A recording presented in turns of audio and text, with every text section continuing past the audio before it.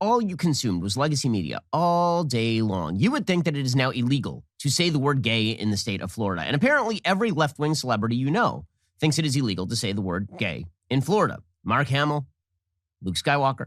He just tweeted out yesterday a giant tweet that just said gay, gay, gay, gay, gay, gay, gay, like 1,000 times. You might think that there would be a punishment for doing any of these things. There is not, because there is no don't say gay bill in the state of Florida. Instead, there is a bill that says that teachers are not allowed to sexually or gender ideology indoctrinate children K through 3. And then they are not allowed to do any of that stuff in a non-age appropriate fashion beyond that age. 5th, 6th grade, you're not supposed to be teaching kids about hormone treatments that change your sex, for example. That would be non-age appropriate for kids who are maybe 11 or 12 years old. It is not up to the schools to indoctrinate kids into the belief that all forms of sex are morally equivalent. It is not up to schools to instruct kids on different types of sex. It is not up to schools to instruct small children on the lie that men can become women and women can become men. So Ben Shapiro seems to be deeply upset that a bunch of celebrities have come out against the Don't Say Gay bill in Florida, which is really interesting because if you listen to the way Ben Shapiro talks about this bill, he's ultimately trying to have it both ways. He's trying to present himself as though he's not some sort of hateful bigot that wants the LGBTQ community explicitly discriminated against in public schools, but then also at the same time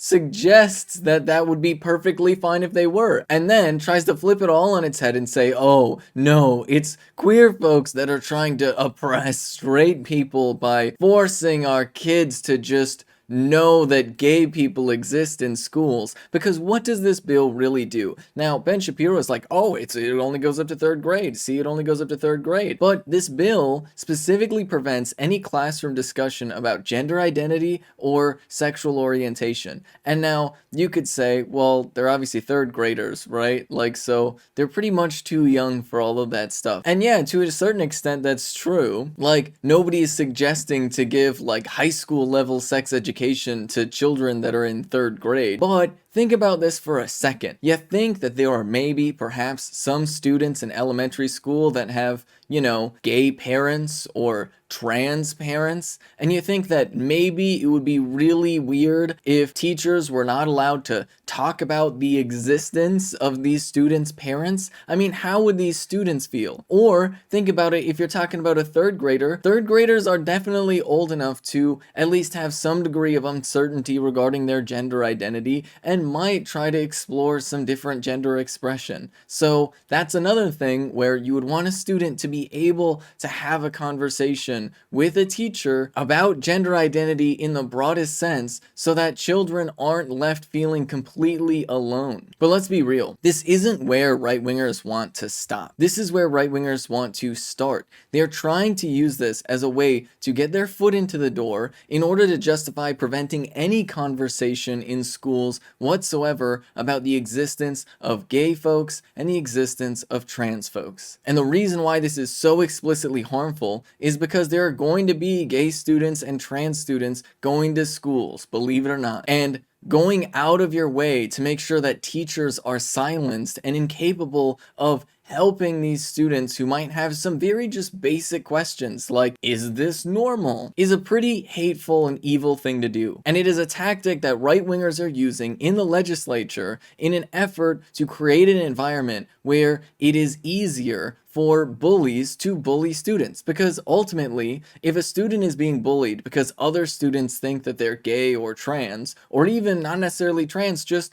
oh, too feminine or too masculine in one way or another, then how are teachers supposed to step in and stop that bullying if they're not allowed to have any type of classroom discussion about the subject more broadly? And this part is where it gets really hilarious and reveals ultimately the mentality behind a lot of the people that support bills like these. Protecting the innocence of children and granting parents the authority to actually raise their children as they see fit with regard to sexual mores.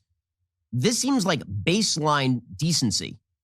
And yet this has become the most controversial issue. The left has decided to embrace this issue. This is the issue. This is the hill they want to die on, because their idea is that if they do not get to indoctrinate all the children on their particular values, then a small fragment of kids who may be suffering from gender dysphoria are going to kill themselves. The idea is that they are the sympathetic ones, and all they need in order to promote their sympathy is to override your parental values and destroy your relationship with your child. Ben Shapiro is trying to claim that just having a vague conversation about the fact that gay people exist in school will somehow ruin his personal relationship with his own children. Now, I'm not gonna lie, if a teacher just mentioning the existence of gay folks to your kid in school is enough to completely destroy your relationship with your child, you're probably not that great of a parent to start off with. Like, let's be real. But there's also this sort of like fear that right-wingers have that their children might be gay or trans. Oh no. And what do you think children are?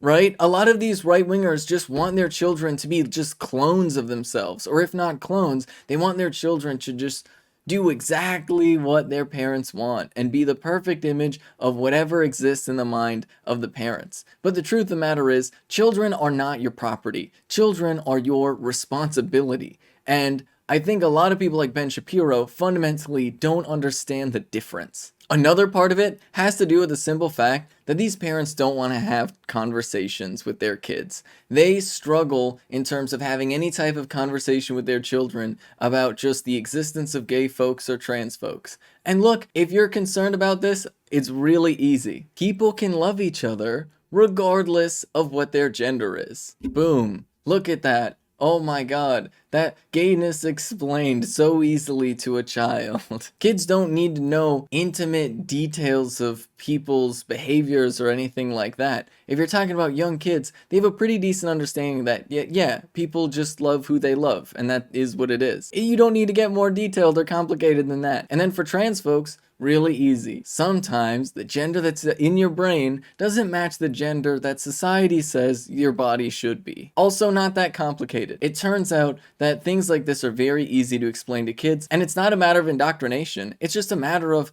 letting kids know who exists in the world around them. Because if there is a trans kid or there is a gay kid, then they can understand that what they're feeling and what they're experiencing is not unique to them as an individual, and that it's perfectly normal, and that it's something that's perfectly normal that they shouldn't be ashamed of. But Ben Shapiro just can't stand that. And this is where we get back to the original point. Ben Shapiro wants to have it both ways. Ben Shapiro wants to claim that he's not homophobic or transphobic, but at the same time, Ben Shapiro explicitly wants queer folks to be discriminated against in public schools. This is Ben Carollo with Rebel Headquarters. You can catch my show Galaxy Brain on the Young Turks Twitch channel every Friday at 4 p.m. Eastern Time. If you want to stay up to date with my content, you can follow me at Benjamin Carollo on Twitter. And lastly, to those of you who might be wondering or have noticed, my pronouns are in fact she, her.